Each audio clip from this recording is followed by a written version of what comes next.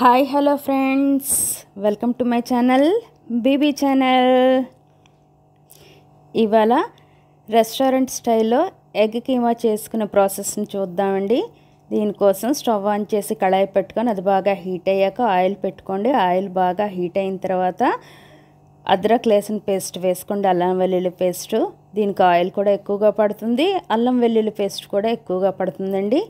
ఇదిగోండి, ఈ విధంగా అల్లం వెల్లుల్లి పేస్ట్ని బాగా ఫ్రై చేయండి.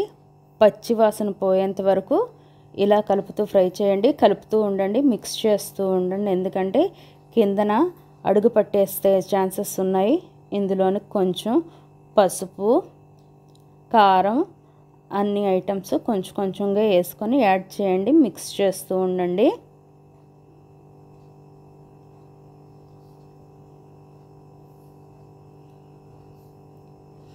కట్ చేసుకున్న ఉల్లిపాయ ముక్కలు, తొక్క తీసిన తెల్లుల్లిపాయలండి. తెల్లుల్లిపాయలను తొక్క తీసుకొని వేసుకుంటే కీమా అన్నది కూర చాలా టేస్ట్గా ఉంటుందండి. ఎప్పుడైనా ఈ విధంగా ట్రై చేయండి. మామూలుగా నార్మల్గా చితక్కొట్టి వేసే కంటే ఈ విధంగా తొక్కలు తీసిన తెల్లుల్లిపాయలు ఇందులో మాత్రం యూస్ చేయండి. చాలా చాలా టేస్టీగా ఉంటుంది కూర అనేది. ఇది బాగా ఫ్రై చేయండి. ఉల్లిపాయలు బాగా ఫ్రై అవ్వాలండి.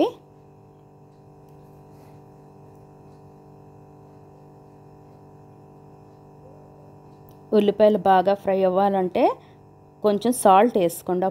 అప్పుడు ఉల్లిపాయలు అనేవి చాలా తొందరగా కుక్ అవుతాయండి. ఇది ఒక టిప్. ఇదిగోండి కైమా, దీన్ని నేను నీట్గా కడిగి పక్కన పెట్టుకున్నానండి. ఇప్పుడు ఈ ఉల్లిపాయలు ఫ్రై అయిపోయాయి కదా, ఇందులోకి ఈ కైమాని వేసుకొని దీన్ని బాగా ఫ్రై చేసుకోవాలండి. కీమా చూడండి ఎంత ఫ్రెష్గా ఉంది. ఎప్పుడైనా ఫ్రెష్ కీమానే యూస్ చేయండి. ఈ మధ్యన ఆన్లైన్లో కూడా నాన్ వెజ్ ఐటమ్స్ని తెప్పించుకొని యూస్ చేస్తున్నారు. అట్లా కాకుండా ఫ్రెష్గా తెప్పించుకోండి, ఫ్రెష్గానే యూస్ చేస్తూ ఉండండి. ఇదిగోండి, ఇది ఫ్రెష్ కీమా. దీన్ని ఆ పోపులోని బాగా మిక్స్ చేయండి. పోపు అంతా మిక్స్ అవ్వాలి. ఇదిగోండి, ఈ విధంగా పోపు బాగా మిక్స్ అయిపోయింది కదా, చూడండి బాగా మిక్స్ అయిపోయింది. ఇప్పుడు ఇందులోకి మసాలా పౌడర్ని యాడ్ చేస్తున్నాను. కారం, గరం మసాలా పౌడర్ని యాడ్ చేశానండి. బాగా కలుపుకోవాలి.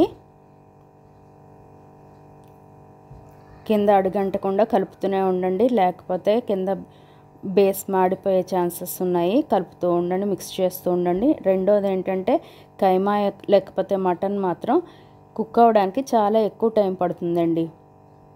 ఇది బాగా వాటర్ అంతా పోయి కుక్ అయిపోయిన తర్వాత అప్పుడు మనం దీనిలో కొంచెం వాటర్ని యాడ్ చేసుకుందాం అండి.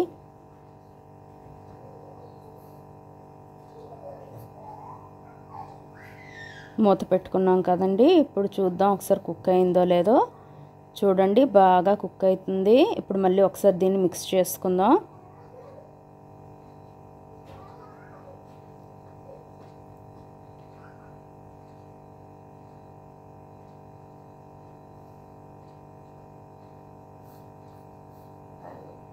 ఇంకొద్దిసేపు కుక్ అవ్వాలండి. మళ్ళీ క్యాప్ పెట్టుకుందాం. ఇప్పుడు ఇందులో బాయిల్ చేసుకున్న ఎగ్స్ని యాడ్ చేసుకుందాం అండి. కీమాలని ఎప్పుడైనా ఎగ్స్ యాడ్ చేసి చూడండి, టేస్ట్ చాలా బాగుంటుందండి. ఇంకో టిప్ ఏంటంటే ఆ ఎగ్స్ అలా వేసేయకుండా ఇదిగోండి ఈ విధంగా కట్ చేసుకున్నారంటే ఈ గ్రేవీ యొక్క టేస్ట్ అనేది కూడా ఎగ్స్ లోపలికి వెళ్తుందండి. ఎగ్స్ చాలా చాలా టేస్టీగా ఉంటాయండి. ఒకసారి ఈ టిప్ యూస్ చేయండి. ఈ విధంగా గ్రేవీ అనేది ఎగ్ లోపలికి వెళ్తుంది. అప్పుడు ఎగ్ అనేది చప్పగా ఉండకుండా టేస్టీగా ఉంటుంది. ఎగ్ ఫ్లేవర్ చేంజ్ అవుతుందన్నమాట. చూడండి ఎంత కలర్ఫుల్గా కనిపిస్తుందో కర్రీ. మళ్ళీ కొద్దిసేపు మూత పెట్టి కుక్ చేసుకుందామండి. ఇదిగోండి చూడండి, డన్ అండి, అయిపోయింది కైమా కర్రీ. చూడండి ఎంత టేస్టీగా కనిపిస్తుందో, యమ్మీ కదా. Colourful keema egg curry ready అయిపోయిందండి.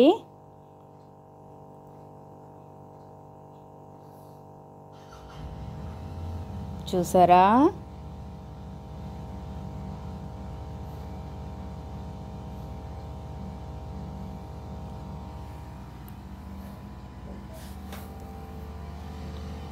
ఒకసారి మిక్స్ చేసుకుందామండి.